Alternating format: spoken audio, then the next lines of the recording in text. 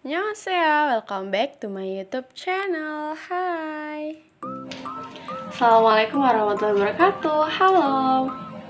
Kembali lagi bersama saya Rini Suryani. Saya dari kelas 2023A, Program Studi Pendidikan Bahasa dan Sastra Indonesia, Fakultas Keguruan dan Ilmu Pendidikan, Universitas Riau.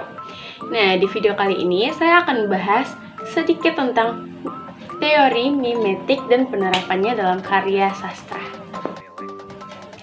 Menurut Abrams dalam Siswanto pada tahun 2008, pendekatan mimetik adalah pendekatan kajian sastra yang menitik beratkan kajiannya terhadap hubungan karya sastra dengan kenyataan di luar karya sastra.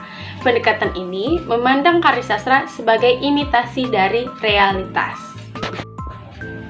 Istilah mimetik berasal dari bahasa Yunani yaitu mimesis yang berarti meniru, tiruan, atau perwujudan.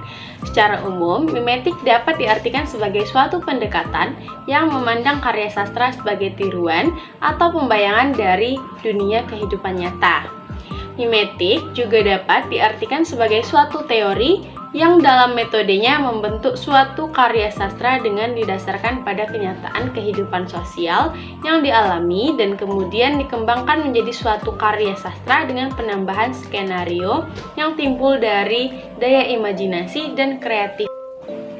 Pandangan tentang mimetik pertama kali diungkapkan oleh filsuf terkenal yaitu Plato, yang kemudian diungkapkan lagi oleh muridnya yaitu Aristoteles. Plato pendapat bahwa seni hanyalah tiruan alam yang nilainya jauh di bawah kenyataan dan ide. Menurutnya lagi, seni adalah sesuatu yang rendah yang hanya menyajikan satu atau suatu ilusi tentang kenyataan dan tetap jauh dari kenyataan. Berbeda dengan Plato, Aristoteles menyatakan bahwa tiruan itu justru membedakannya dari segala sesuatu yang nyata dan umum karena seni merupakan aktivitas manusia.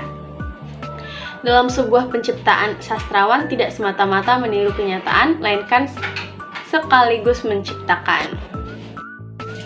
Nah, dalam teori mimetik ini terdapat 3 metode yang dapat digunakan dalam kritik mimetik, yaitu ada kepada kelompok masyarakat tertentu dengan menghubungkan suatu unsur yang ada dalam karya sastra dengan unsur tertentu bersamaan dengan yang terdapat dalam masyarakat, dan yang ketiga ada kepada anggota masyarakat tertentu yang diminta membaca karya sastra.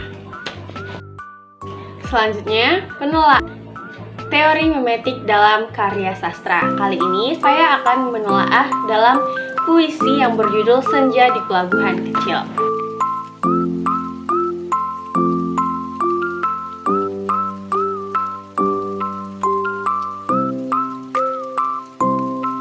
Puisi Senja di Pelabuhan Kecil ini menceritakan cinta yang sudah tidak dapat diperoleh lagi. Pelukis melukiskan gedung, rumah tua, cerita tiang dan temali, kapal dan perahu yang tidak bertaut. Benda-benda itu semua mengungkapkan perasaan sedih dan sepi. Penyair merasa bahwa benda-benda di pelabuhan itu membisa kepadanya, menghembus diri dalam mempercaya berpaut. Terdapat pada bait pertama yaitu ini kali tidak ada yang mencari cinta di antara gudang rumah tua pada cerita, tiang serta temali, kapal, perahu, tiada berlaut. Bait ketiga dalam puisi Senja di Pelabuhan Kecil, pikiran penyair lebih dipusatkan pada dirinya dan bukan kepada pantai dan benda-benda di sekeliling pantai. Dia merasa aku sendiri.